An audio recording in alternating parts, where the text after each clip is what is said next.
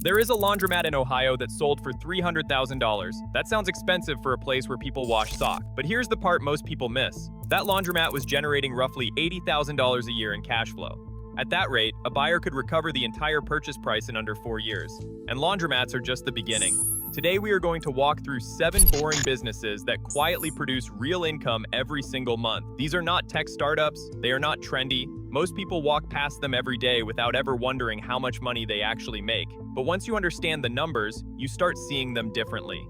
The business world right now is obsessed with startups. Every headline is about the next app, the next funding round, the next billion-dollar valuation. And that creates a blind spot. While everyone is watching Silicon Valley, thousands of small businesses across the country are quietly generating steady monthly income. They are not glamorous, they do not make the news, but they pay their owners consistently, month after month, year after year.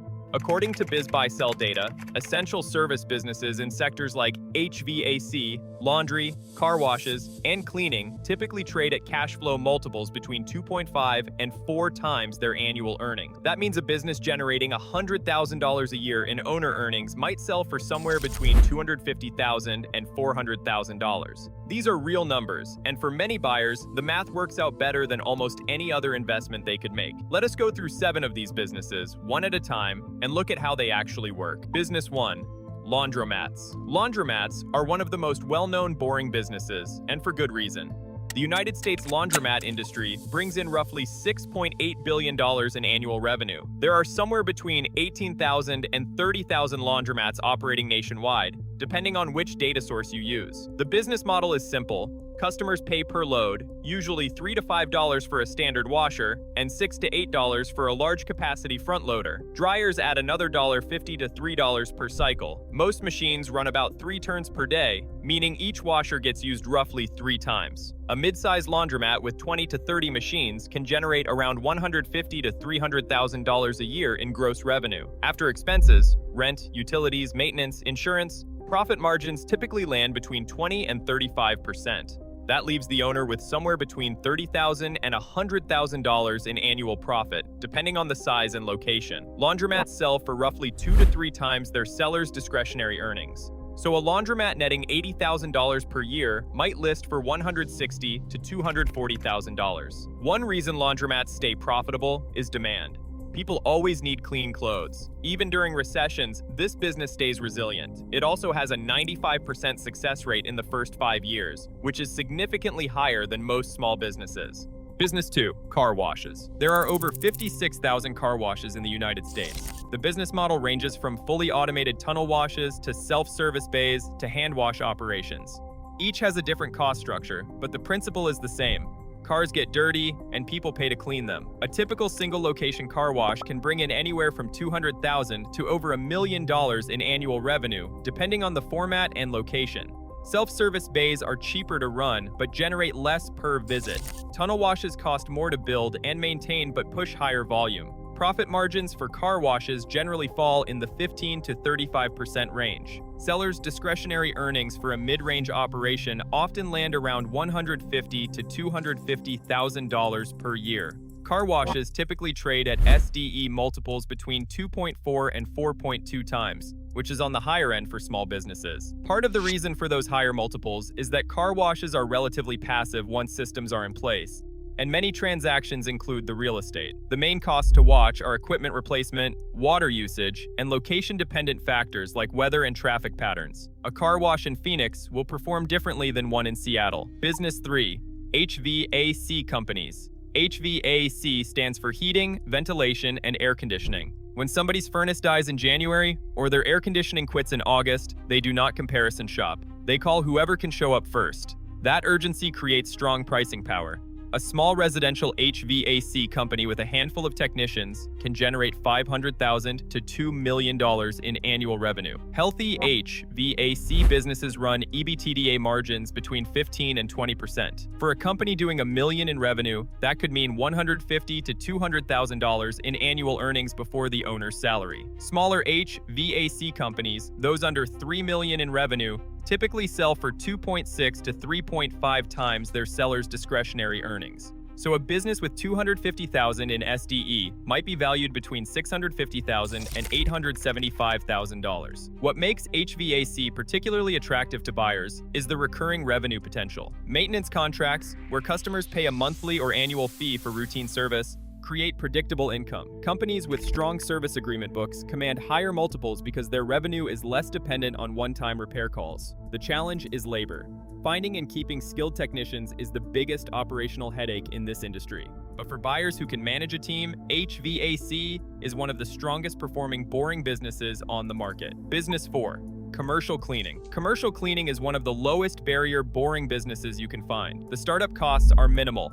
Basic supplies, a vehicle, and insurance. But what makes it interesting from an acquisition standpoint is the contract-based revenue model. Most commercial cleaning companies work on recurring contracts. An office building might pay $1,500 to $5,000 per month for regular cleaning. A company with 10 to 15 steady contracts can generate $300,000 to $600,000 per year in revenue. Profit margins in commercial cleaning typically range from 10 to 28%, depending on labor costs and efficiency. A well-run operation with tight scheduling and reliable staff can push toward the higher end. These businesses often sell for 1.5 to 3 times SDE. The valuation depends heavily on how transferable the contracts are.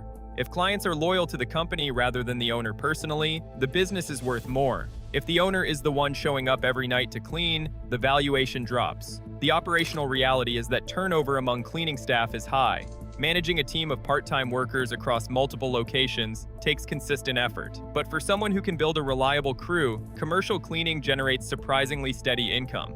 Business 5. Vending machine routes. Vending machines might be the most underestimated business on this list. The average vending machine in a good location generates around $300 to $600 per month in revenue. That does not sound like much for one machine, but operators typically run routes of 20 to 40 machines or more.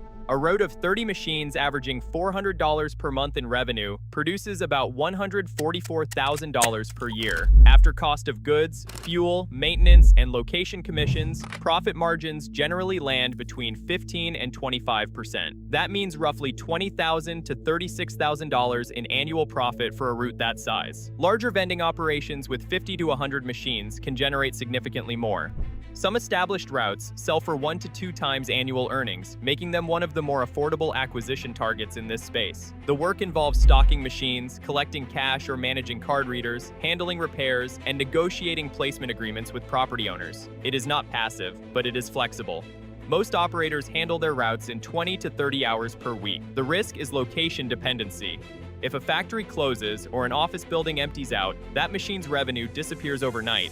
Smart operators diversify across many locations to reduce that exposure. Business 6. Landscaping and lawn care. The landscaping and lawn care industry in the United States generates well over $100 billion annually. It is enormous, fragmented, and full of small operators making solid income. A typical residential lawn care company with a few crews can bring in $200,000 to $700,000 per year. Commercial landscaping operations serving office parks, apartment complexes, or municipal contracts can push well past $1 million. Profit margins vary, but established companies with efficient routing and good equipment management often achieve 15 to 25% net margin. A business doing $500,000 in revenue with a 20% margin produces about $100,000 in owner earnings. Landscaping companies usually sell for 1.5 to 3 times SDE. The multiple depends on contract quality, equipment condition, workforce stability, and how much the owner is personally involved in day-to-day operations. Seasonality is the big variable. In northern climates, revenue drops during winter unless the company also handles snow removal. Equipment costs are ongoing: mowers, trailers, trucks, and they wear out. But the demand for lawn care and property maintenance is not going away. Grass keeps growing, properties need upkeep, and most homeowners would rather pay someone else to do it. Business 7. Self-storage facilities. Self-storage is sometimes called the perfect boring business. The product is literally empty space. There is no inventory to manage, very few employees needed, and customers often rent for years at a time. The self-storage industry in the United States is worth over $40 billion and continues to grow. The average occupancy rate across the country sits around 90 to 92%, which is remarkably high. A small facility with 100 to 200 units can bring in $200,000 to $500,000 per year in revenue. Operating expenses are relatively low. Insurance, property taxes, minimal staffing, and facility maintenance. Net operating income margins for well-managed facilities often range from 35 to 50%. Self-storage facilities are typically valued based on capitalization rates, which in this industry range from about 6 to 8%. A facility generating $200,000 in net operating income at a 7% cap rate would be valued at roughly $2.9 million. That puts self-storage at a higher price point than most of the businesses on this list. But the cash flow characteristics are also stronger.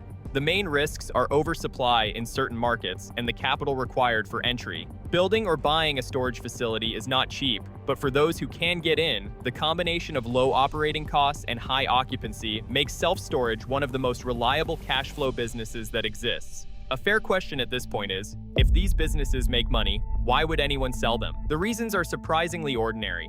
The most common one is retirement. Many of these businesses are owned by people in their 50s and 60s who built them decades ago and are ready to move on. In some cases, there is no family member interested in taking over.